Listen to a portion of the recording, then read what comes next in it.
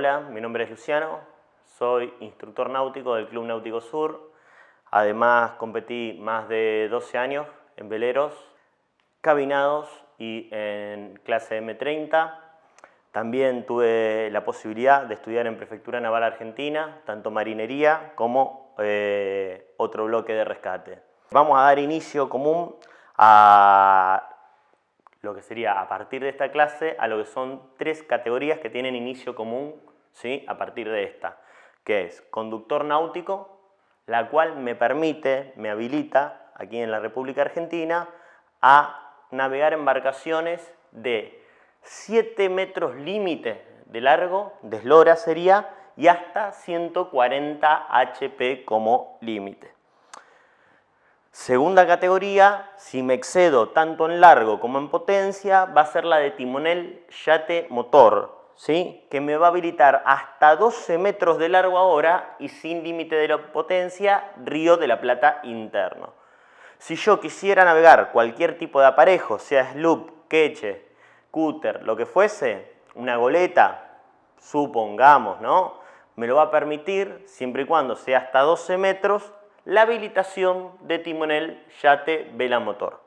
Bien, aclarando eso, vamos a comenzar con la clase de hoy, que vamos a hacer hincapié fundamental en lo que es la nomenclatura. Nomenclatura vendría a ser la terminología propia, ¿sí?, de un área. En este caso va a ser la nomenclatura náutica. Y después un pequeño bloque, pero que se los vamos a ir comentando con Martín, que estaría incluido en esta clase, que es el bloque de cabullería. Nada más que nosotros se lo vamos a mostrar por canal, porque es un bloque práctico, ¿sí?, de 2 nudos y sus variantes para que les sea más útil y más didáctico a la vez. Bien, sin más en particular, arrancamos. Primer bloque, o primer parte. El cuerpo principal de una embarcación se llama casco. El cuerpo principal de una embarcación se llama casco. Bien, antes de seguir en las terminologías básicas que hoy sí o sí tenemos que conocer para navegar desde una lancha de 410, desde un velero de 25 pies hasta un crucero de gran porte, toda la terminología, adelante, atrás, derecha, lo que está sumergido y muchas referencias más que vamos a ir viendo, son de tipo universales. Así que es muy importante el bloque de hoy de terminología.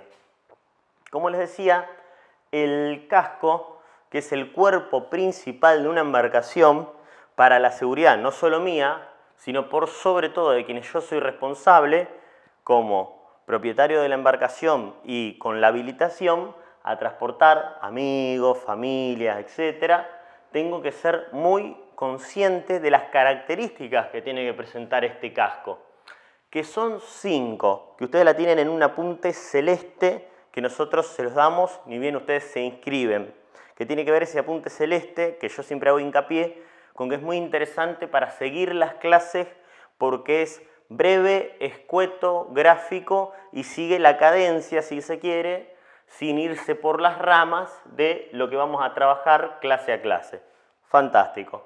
Casco, cuerpo principal de una embarcación.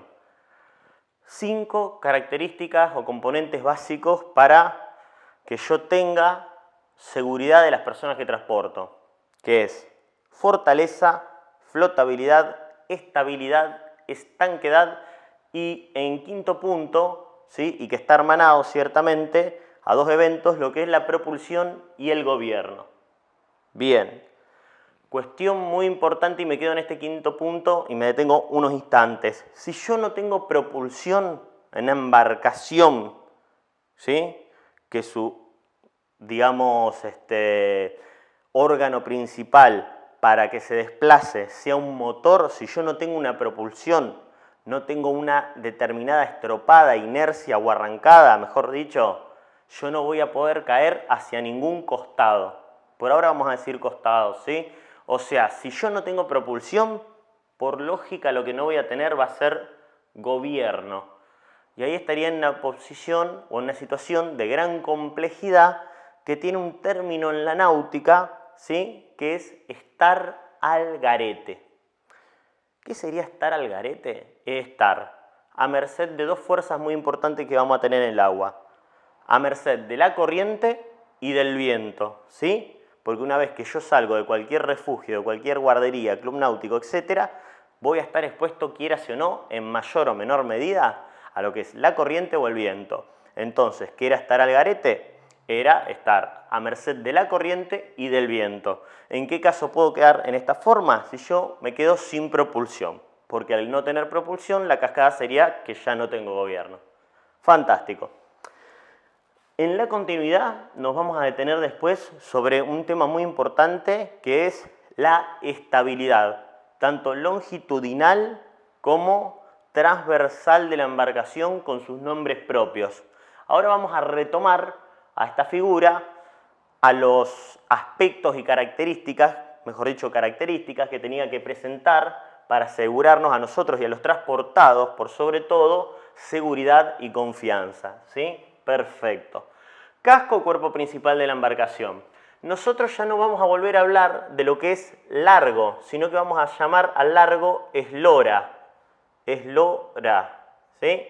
Y ya no vamos a hablar más de un ancho máximo, ¿sí? Sino que vamos a hablar de manga. Manga, ¿sí? Estos dos términos son básicos y de tipo principales, que nosotros lo vamos a ver siempre en cualquier tipo de publicación. Rara vez va a decir largo, ancho, porción sumergida. No, va a tener nombres específicos. Aquí ya sabemos dos. El largo, la eslora, y el ancho, la manga. Continuamos. Bien. Esto tiene un inicio que parece, si se quiere, bastante básico, de a por momentos, en algún punto infantil. Pero ¿qué pasa? Y yo les digo siempre, no hay que tomárselo a lo rápido porque se van sumando términos y situaciones emparentadas, términos emparentados, mejor dicho, a situaciones, a advertencias, a situaciones de riesgo, por lo cual tenemos que ir tabulando, ¿sí? Y almacenando cada uno de estos términos. Perfecto. Yo ahora no tengo un costado derecho ni un costado izquierdo, ni tengo una parte delantera ni una parte trasera. Yo lo que tengo ahora es la parte delantera que corresponde a la proa, ¿sí? A la proa, a la popa, la parte posterior, ¿sí? Y los costados también se suelen llamar en las embarcaciones bandas. Mi banda derecha no es más banda o costado derecho, sino que yo tengo una banda de estribor. Estribor. Y si tengo una banda de estribor, voy a tener una banda o un lateral de babor, ¿sí? Perfecto. Bien. Esto como básico indeleble, que como les digo yo, lo van a ver desde un 410 hasta un barco de 52 pies, etc. Hasta el Queen Mary siempre se repite todo lo que es terminología, ¿sí? Bien, continuamos. Ya no tenemos derecha, era estribor, adelante proa, popa en la parte posterior, izquierda babor. Perfecto. Continuamos con más términos propios, ¿sí? Que tenemos que tener en cuenta. Voy a tener dos líneas imaginarias, ¿sí? Una longitudinal, es decir, en sentido de la eslora, que se llama línea de través, ¿sí? La línea de través. Perdón. En el apuro, esta es la línea de crujía. Ya me estaba quedando con la otra explicación. Longitudinalmente tengo la línea de crujía. Ahora sí, perpendicular y en sentido a lo que era la manga, voy a tener, lo que les dije yo, línea de través, ¿sí? Perfecto. Esto es importante por sobre todo este término, porque luego en la tercera clase lo que nosotros vamos a ver es que está emparentado a un derecho de paso, ¿sí? Y los derechos de paso son de vital importancia, ¿sí?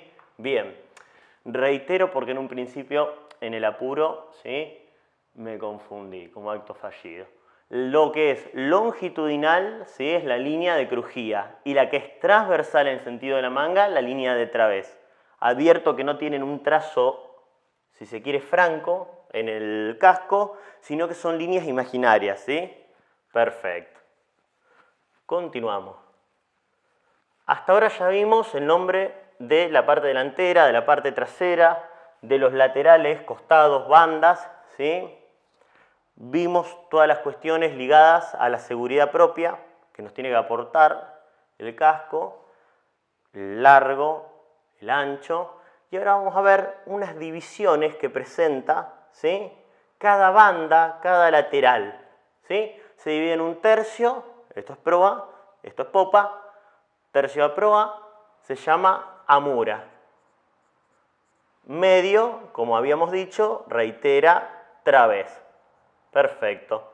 Y la última porción más a popa es la aleta, ¿sí? Obviamente esto ide en la otra banda, o sea en la izquierda de babor. ¿Para qué me sirve esta división, si se quiere, que también es imaginaria, ¿sí? Amura, través y aleta. Nosotros, para dar una referencia tanto de horizonte como de alguna embarcación que puede estar acercándose a nosotros, haciendo algún rumbo de compromiso, si se quiere, por alguno de estos sectores, nosotros con mucha facilidad podemos decirle al timonel: estate atento que por la mura de estribor, o sea que refiero a este sector, estamos encontrando una embarcación que viene a gran velocidad. ¿La viste? ¿Me explico? O si el viento me está entrando en forma perpendicular y yo estoy haciendo, si se quiere, rolidos, porque el viento, lo que va a venir acompañado en el agua como consecuencia lógica, y la intensidad misma, ¿no?, van a ser las olas, ¿verdad? Entonces yo voy a decir: estate atento que el viento nos está entrando muy de través. Vamos a ver si lo podemos encarar un poco más con la proa. ¿Me explico? Tanto como referencias de algo que se esté aproximando por agua, como para dar una referencia de horizonte, un punto notable, una torre, un destacamento de prefectura, un puerto, lo que fuese, ¿sí? Nosotros podemos utilizar simplemente, mira, lo estoy viendo yo por la mura de babor, ¿sí?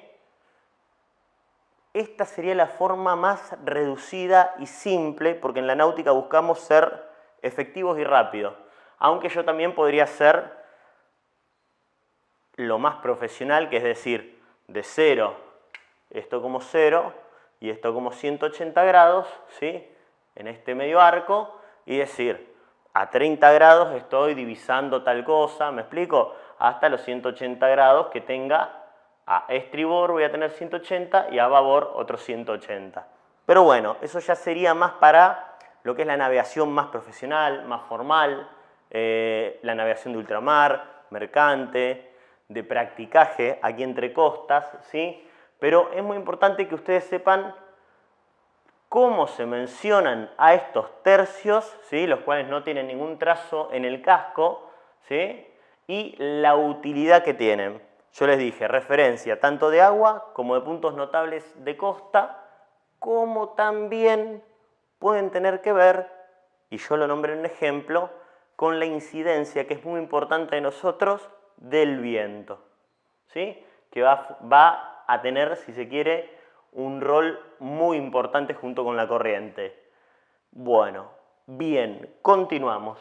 Dos cuestiones más son referencias en cuanto al viento, que por ahí hace mucho énfasis prefectura. Con respecto a este punto, o sea, nosotros, ¿sí?, tengo de donde yo recibo el viento, tiene el nombre de barlovento. ¿Sí? Barlovento es de donde recibo el viento. Sotavento, luego de mi punto donde yo me encuentro, ¿sí?, ¿hacia dónde va? Sotavento, ¿sí? Cuestión a tener en cuenta. En caso, ¿sí?, que sea muy cotidianamente, ¿sí?, aquí en el litoral, en la región de deltas, yo tengo dos costas, con alturas que son variables. Pero situaciones que se reiteran es la siguiente: si yo tengo un viento de una gran intensidad, voy a tener que ganar, ¿sí?, lo que se dice barlovento. ¿Por qué? Porque yo me voy a dirigir de alguna forma a un lugar, ¿sí?, donde esté más al reparo, ¿sí? Acá voy a tener menos intensidad de viento, llámese por costa de altura, como también por otro tipo de obstáculos que tranquilamente pueden ser casas, árboles, etc. Bien, si yo por alguna razón no dimensiono eso o no lo subvaloro de alguna forma, puedo tener el evento por falta de potencia o porque el viento trepe, ¿sí?, en su intensidad y rachas son los cambios bruscos de intensidad del viento, ¿sí?, que me puede hacer un efecto que se llama sotaventear, ¿sí? Al sotaventearme yo voy a terminar en la costa, digamos, más crítica para mí, que va a ser la de sotavento, ¿sí? Como yo siempre les digo, me azota el viento, sotavento. Atención a mantener un margen de respeto, ¿sí?, en esta costa. Con respecto a esta costa sería por si yo me quedo al garete, pierdo momentáneamente propulsión, entonces en consecuencia perdía gobierno, y lo dramático, llegado al caso de el tipo de material que sea esa costa, el tipo de altura, ¿sí?, puede poner en riesgo la embarcación. Por eso siempre atento, más allá de estos términos que sí o sí yo tengo que conocerlos e identificarlos, las acciones que yo, más allá de esta terminología, me pueden ser útiles en alguna contingencia o en momentos donde el viento sea de una intensidad considerable, ¿no? Bien, continuamos. Siguiendo con la nomenclatura, la terminología, quiero decirles, insisto, nos estaría faltando algo si yo leo un catálogo básico, si se quiere, de una publicación de oferta de venta de embarcaciones, donde yo hasta ahora voy a conocer un par de términos que me dice la publicidad, ¿sí?, que son eslora de tanto, una manga de tanto. Ajá, hasta ahí vengo bien, pero después también las publicaciones dicen tiene un calado final con un motor de pata larga, ¿sí?, de tanto.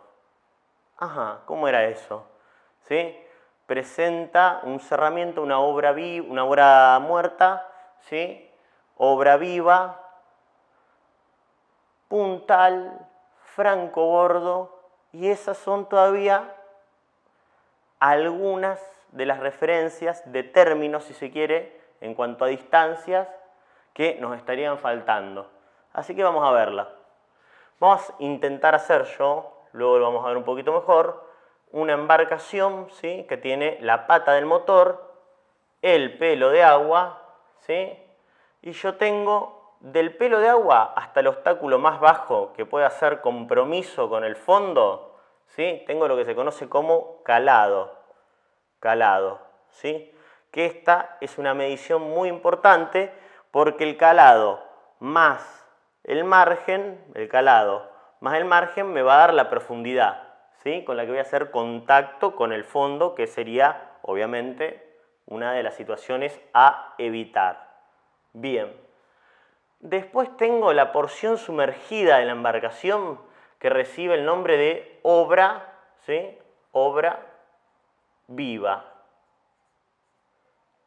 ¿Sí? Porción sumergida de la embarcación es la obra viva. Si tengo una obra viva, vamos a hacer como que tiene una lumbrera, un parabrisas, lo que se quiera, yo puedo tener algo que esté por arriba del pelo de agua que sea compatible con la obra muerta. ¿Sí? Esto en cuanto a términos, en grueso, ¿sí? La obra viva es la porción sumergida del casco.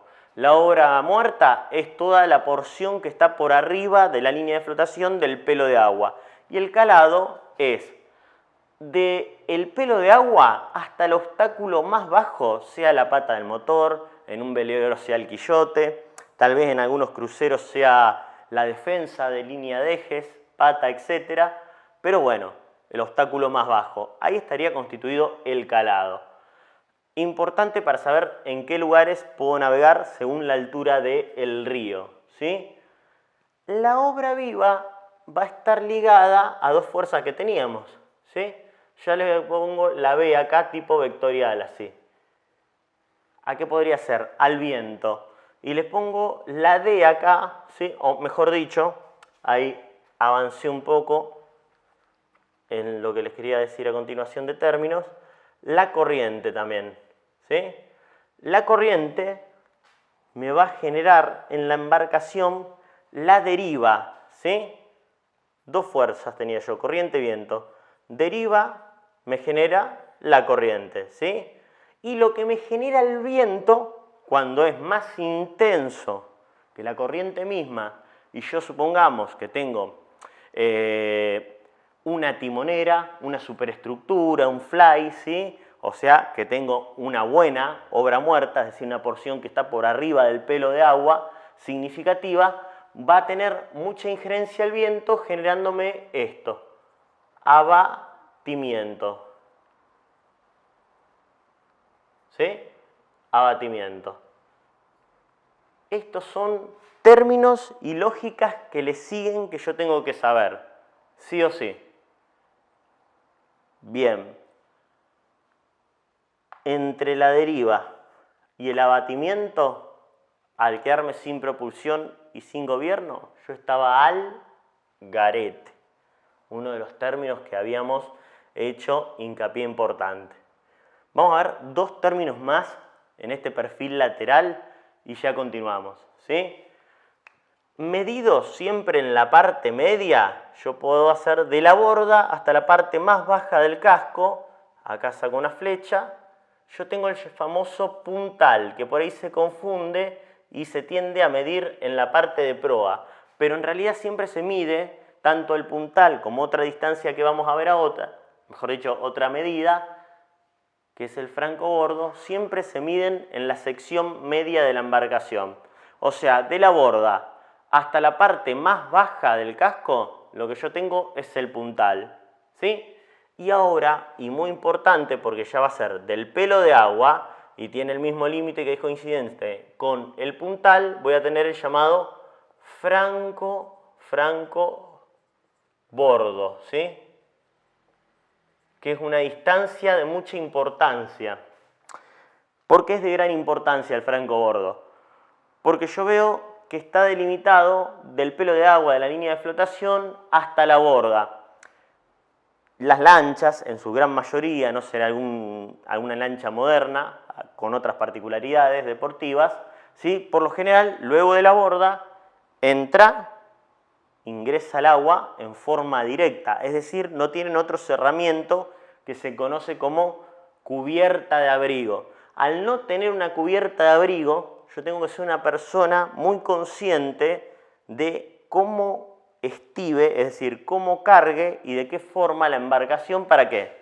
Para que este franco bordo no me baje en una forma de muy poca prudencia o me deje un margen, mejor dicho, muy poco prudente y ante algún proceso de desestabilización, tanto porque un tripulante fue bruscamente una banda o alguien se cayó, sopló repentinamente el viento, ¿sí? Tendría ingreso directo de agua en la embarcación.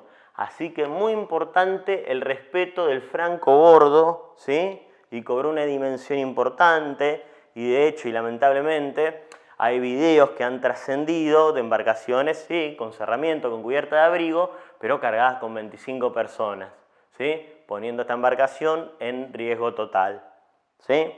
Bajando este franco bordo a una dimensión despreciable y poniendo en riesgo a no solo la embarcación, que sería lo de menos, tratándose de algo material, sino de todos los transportados. Es muy importante para mí que queden en claro estos términos. Franco bordo y respetarlo plenamente. A modo de referencia el puntal, la altura en bruto del casco, el calado que me puede limitar navegar por ciertos lugares, ¿sí? Y más este año que tuvimos grandes o tal vez una de las bajantes más acentuadas de la historia. La obra muerta, ¿y a qué se relaciona? Obra muerta, abatimiento, viento. Obra viva, deriva, ligado a la corriente, ¿sí?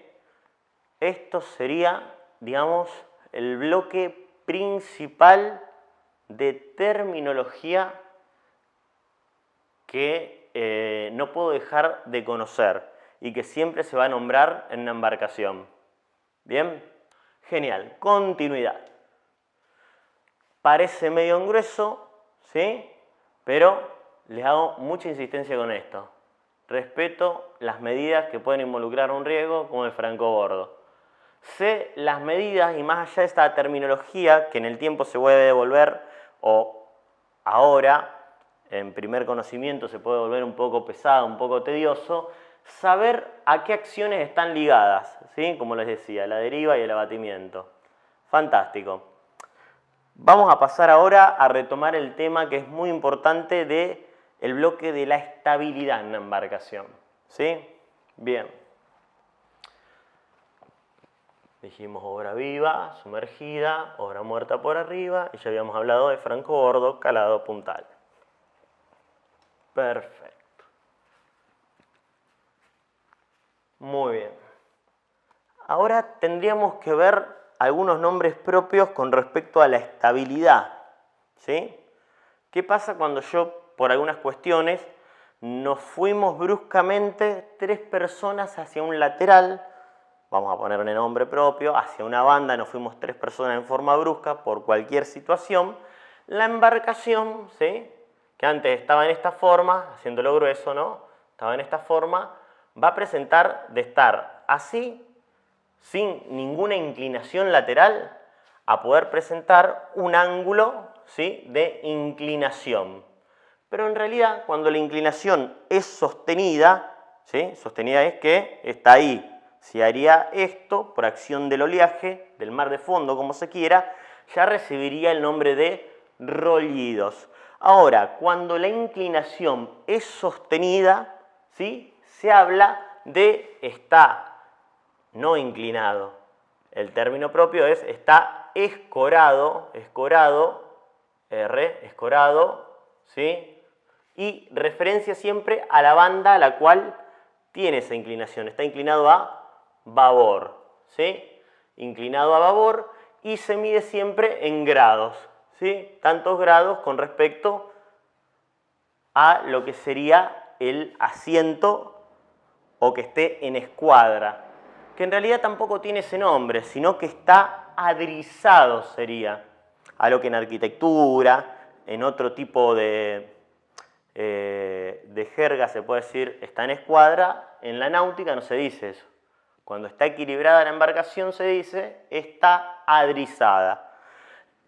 Este adrizamiento se puede ver interrumpido, ¿sí? Como les digo, por el pasaje brusco, ¿sí? De tripulantes hacia una banda, con que se desplazó algún objeto de peso, se fue para una banda y nos genera una escora. ¿Cómo se mide la escora? En grados. ¿Y cómo se referencia? Está escorado, en este caso, si es hacia la izquierda, está escorado a babor tantos grados, ¿sí? ¿Qué ocurre?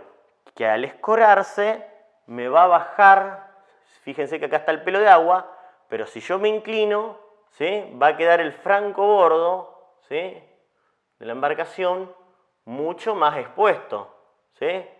Ya es despreciable esto, ¿sí? En cuanto a medida de seguridad y puedo tener un ingreso directo de agua al tratarse de que mi embarcación no tiene cubierta de abrigo, es decir, que no tiene un cerramiento y el agua ingresaría en forma directa, poniéndonos en riesgo. Entonces, las inclinaciones sostenidas se denomina escora. Ahí estaría escorado a estribor. Así estoy escorado a babor.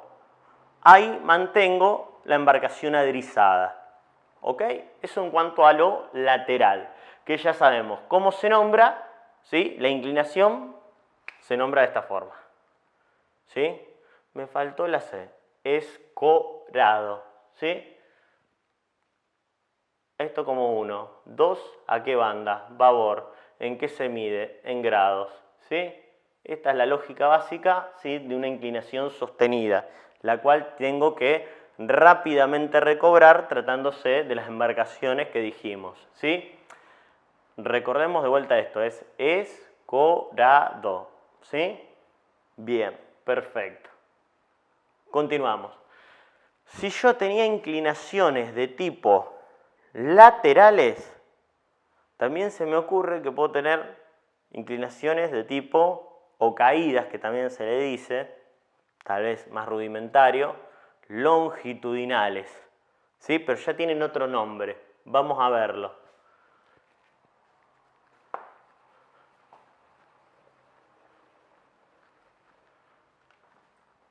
Muy bien.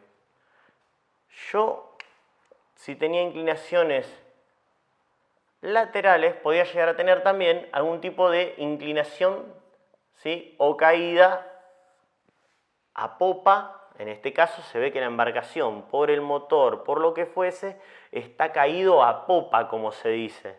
Vulgarmente se dice, che, está muy caído de popa. Pero esto en realidad se lo conoce como asiento, ¿sí? En términos náuticos, ¿no? Asiento positivo, ¿sí? Si hay un asiento neutro, porque todavía no se colocó motor, porque se trata de un pontón, un tipo de embarcación que no tiene órganos de propulsión y gobierno, que tienen un gran peso, es decir, motor, espada, etcétera, tienen un peso importante que, por lógica, podría ser que esté un poco caído de popa, ¿sí? Si tiene un asiento neutro, vamos a ver que el pelo de agua, por lo general, va a ser coincidente con tanto, con sobre todo la parte de la quilla puede ser coincidente, en forma paralela. A esto se lo conoce como asiento neutro, ¿sí? Rara vez se ve, ¿sí? Porque siempre nosotros tenemos una carga que por lo general y por lógica hay una tendencia a que haya un leve asiento positivo. Ni hablar cuando nosotros estemos en alguna velocidad de planeo donde esto se ve asentado, ¿sí? Por la mecánica de funcionamiento, ¿verdad? Ahora, si yo dije, tengo un asiento positivo, un asiento neutro, un asiento positivo, un asiento neutro, ¿qué me está faltando? Tener un asiento negativo. Pero yo un asiento negativo es una situación que me es muy poco grata, lo que sería un asiento negativo, que esté caído, ¿sí? Negativo que esté caído de proa. ¿Por qué? Porque ante una desacelerada brusca, en contra de la ola, yo puedo tener un ingreso de agua. Recordemos que todo lo que estoy refiriendo ahora sería embarcaciones de poco porte, ¿sí? Sin cubierta de abrigo. Entonces, una ola que corto en brusco y tengo un ingreso importante de agua a la embarcación, puede ser el caso, y con los términos propios, de la embarcación se fue por el ojo, ¿sí? Clavó la proa, se fue, ¿sí? Entonces, el asiento negativo, desde ya hacemos esto. Tratamos de eliminarlo totalmente. El caso, digamos, más benigno, por así decirlo, aunque negativo también a la vez, va a ser que nosotros vamos a estar empujando, teniendo un mayor consumo, menor performance, todo. Pero lo más crítico siempre va a ser la seguridad de la embarcación. La embarcación es algo secundario, de nosotros, de los transportados, de los tripulantes, ¿sí? Así que estoy muy atento al tema de los asientos y a respetarlos. Bajo ningún concepto negativo, y esto es en sentido longitudinal. Vuelvo por un momento a lo lateral a la escora, muy atentos a compensar rápidamente, es decir, volver a la escuadra, mejor dicho, en términos náuticos, al adrizamiento, ¿sí? Para evitar cualquier ingreso rápido por las bandas de agua al interior de la embarcación. Bien, espero que esto quede en claro. Todo esto está referenciado en modo de síntesis, con dibujos mucho más claros, ¿sí? De los que yo estoy ejecutando acá, en el librito celeste, ¿sí? Que sigue la cadencia, insisto, de todas las clases y que no saltea nada de lo principal, ¿sí? Por eso yo siempre les digo, vayan anotando ahí todo lo que se va diciendo, si yo cometí algún error o queda alguna duda o ustedes tenían otro término aplicado, porque todo vale. Bien, me estaría faltando ahora solamente para cerrar con todo el bloque principal de términos que sí o sí tenemos que conocer porque van a ser de tipo universales, ¿sí? Me estaría faltando un poco de, si hablo de velocidades de propulsión, muchas veces no digo que voy a kilómetros por hora, digo que voy a nudos. Entonces, ¿cómo es esto? Muchas veces hay medidas de embarcaciones que están publicadas no en metros, sino que están publicadas en pies.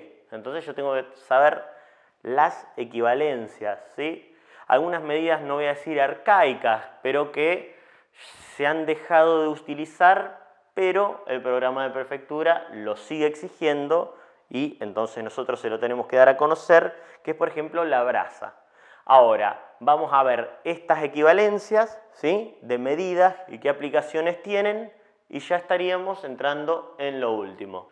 Vamos ahora con lo que vendrían a ser las unidades de medida que tienen gran injerencia y que se utilizan cotidianamente en la náutica. Vamos a mencionar por ahora tres, ¿sí? ¿Qué es o a cuánto equivale una milla náutica? ¿Sí?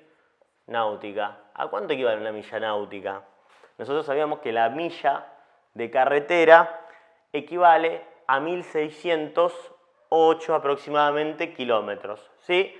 Capaz que muchos en la afición al automovilismo lo ubican en el cuarto de milla, que eran 400 metros. Pero la náutica por lo general tiene medidas, ¿sí?, mayores. Entonces, la milla náutica ya no son 1600 metros. Una milla náutica equivale a 1852 metros. ¿Sí? Guardemos esto.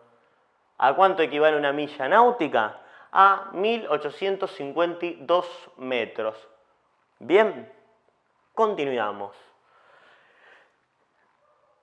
Otra medida que se utiliza en náutica muchísimo es el pie, ¿sí? Muchas publicaciones y sobre todo en cuanto a los veleros y cruceros, muchas veces hacen su referencia, ¿sí?, tanto en oferta como en descripción general de la embarcación, a su eslora, es decir, a su largo, en pies, ¿sí? Del mismo modo que las programaciones de los registros de profundidad, ¿sí?, a partir de la sonda ecoica, ¿sí?, de los rebotes de onda y que me hacen una lectura, muchas veces también se pueden programar en pies, ¿ok? Entonces nosotros tenemos que saber a cuánto equivale un pie. Bien, un pie ahora sí equivale a 30,5 centímetros, ¿ok? A esto equivale un pie, ¿sí?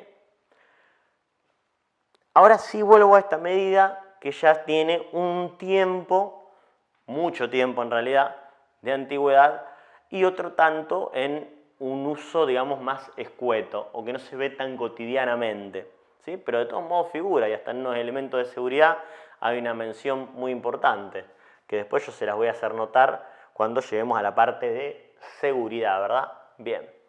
Por último, la brasa, ¿sí? La brasa. ¿A cuánto equivale una brasa? Una brasa puede equivaler, lo puedo responder yo como decir, 6 pies, ¿sí?, como 1,83 centímetros. ¿Ok? 1,83 centímetros o 6 pies sería una brasa. ¿Sí? Estas tres medidas, milla náutica, pie y brasa, sí o sí van a figurar dentro de un esquema, digamos, evaluativo que se pueda mencionar, ¿no? Porque son unidades que yo tengo que tener conocimiento y tenerlas bien dimensionadas, si se quiere. Me detengo solamente con esta primera, ¿sí?, que es la milla náutica, porque yo, como les digo, no hablaba de mi velocidad de propulsión, o no mayormente, lo hablaba en kilómetros por hora, sino que yo había sentido nombrar muchas veces, va a tantos nudos. ¡Wow! Tantos nudos. ¿Cómo sería tantos nudos? Si yo hago un nudo, si yo voy a un nudo, ¿sí?, hago 1852 metros por hora. Esa es la equivalencia, ¿sí? Si voy a un nudo, hago 1852, que sería una milla náutica por hora. Entonces eso, para que ustedes tengan una relación, para hablar de velocidad de propulsión, ¿sí?, de velocidad final, de velocidad crucero, como se quiera. Pero que sepan que la velocidad se expresa en nudos y está emparentado ¿a qué? A esta medida. a la milla náutica. Del mismo modo que nosotros vamos a ver muchos programas como que nos advierten del parte del tiempo y por sobre todo lo que nos interesa a las personas que navegamos a vela, en realidad les interesa a todos porque el viento es importantísimo. Si yo no voy a navegar a vela, puedo sufrir de todos modos el efecto del viento, que era el abatimiento. Fantástico. Entonces es bueno ver cualquier pronóstico de Weather Channel, WinGuru, Región La Setúbal, WinDFi, por nombrarles algunos, ¿no? Donde ¿qué me van a expresar? La intensidad, la fuerza del viento en nudos, ¿sí? ¿Y a cuánto equivaldría un nudo? A 1.8 kilómetros por hora, ¿sí? Yo prácticamente como que lo multiplico por 2 para tener una referencia rápida de la intensidad o de lo que va a soplar. ¿Me explico? Entonces, nudos se utilizan tanto como para velocidad de propulsión de mi embarcación como para la referencia que tenga de las intensidades del viento. Bien, quedando esto como la última parte de la terminología general con la que uno tiene que tenerlo como el ABC básico para una embarcación, voy a hacerles un comentario. La primera clase, yo siempre les digo que tenía que ver con todo lo que charlamos, ¿sí? Que ustedes bien lo tienen, bien claro, tabulado, ¿sí? En el librito celeste, pero también van a tener un bloque pequeño de cabullería, que nosotros lo que vamos a referenciar ahí no van a ser la constitución de los cabos ni otras particularidades. Simplemente nos vamos a detener en dos nudos de vital importancia, ampliamente utilizados y útiles, que son el haz de guía, que es un nudo de lazo-gaza, y un nudo que siempre que esté en tensión se va a mantener firme, que es el ballestrinque, ¿sí? Nudos que luego nosotros les vamos a nombrar el canal o los vamos a hacer llegar al grupo que ustedes correspondan, ¿sí? Que va a ser mucho más práctico que hoy yo lo haga y sin querer, en mi esmero, los tape, los confunda, haya algún contraste, etc. ¿Sí? Entonces ahí lo van a poder ver, repetir todas las veces que quieran, ya que la parte esta de cabullería, emparentada a estos dos nudos y con sus variantes, va a ser mucho más práctico verlos en videos cortos y practicarlos cómodamente en la casa, que seguirme a mí, que tal vez sin querer y en mi buen afán de explicarlo, lo puedo llegar a tapar o no ser claro del todo. Bueno, en esto correspondería la clase 1. Muy bien, muchísimas gracias.